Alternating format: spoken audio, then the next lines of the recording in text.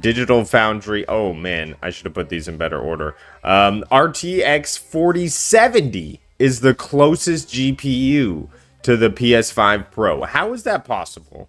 And reading this makes me think that the PS5 Pro is 100% worth its price. Like, that is ludicrous, insane.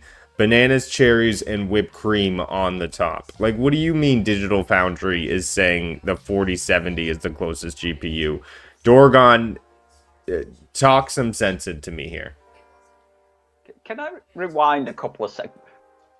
Bananas, cherries, and whipped cream. What?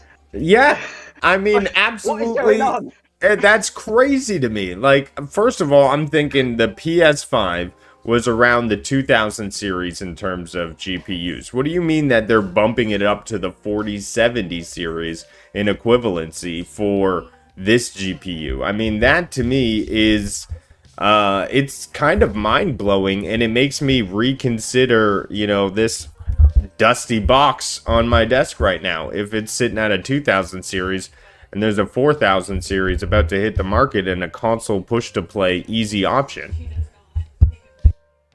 It depends who you talk to about what the PlayStation 5 equates to. Any PC nerd will try and play it down. They always will, because they want PC to be the master race.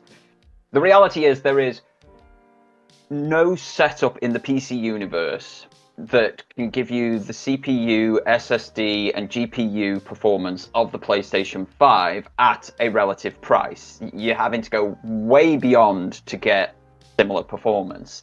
And it's going to be exactly the same thing with the PS5 Pro, because these things are built bespokely to perform in a one singular way. PCs aren't built like that.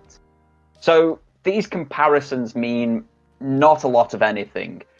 I've seen comparisons of the PlayStation 5 base model to the 2080, as you're saying, which was one of the top of the line models back then. But I've also seen it compared to the 3060.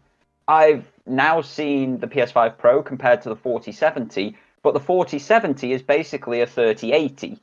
So it just shows you how incremental a lot of the increases in graphics processing units are at the moment. You're getting these brand new GPUs for PCs on a near annual basis, and there isn't going to be this massive jump in capability and performance every single year. It's why Nvidia specifically have been so on this AI upscaling, AI frame generation, DLSS. It can do this, that, and the other through AI. They don't talk about the actual graphical horsepower or the actual graphical performance capability, because if they did, you'd realize you're getting conned, because your old graphics card does exactly the same, just for a lot less money now, because they've been superseded.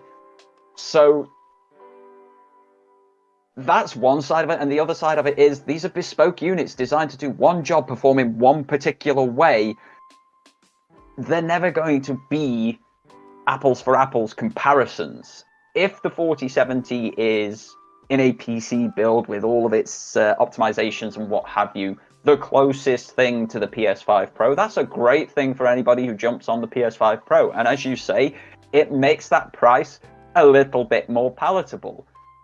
But they're still trying to nickel and dime you out of everything else for the rest of the Pro experience. You've still got to buy that DualSense Edge at £209. You've still got to buy that vertical stand at £25. And if you are a physical gamer, you've still got to buy that disc drive at £100. It's still a £1,000 plus console.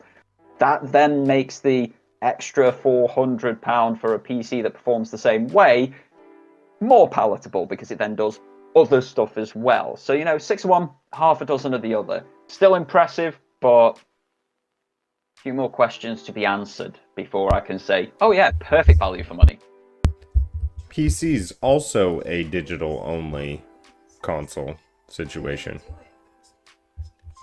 Yeah, but you just pirate it over there. You don't buy anything.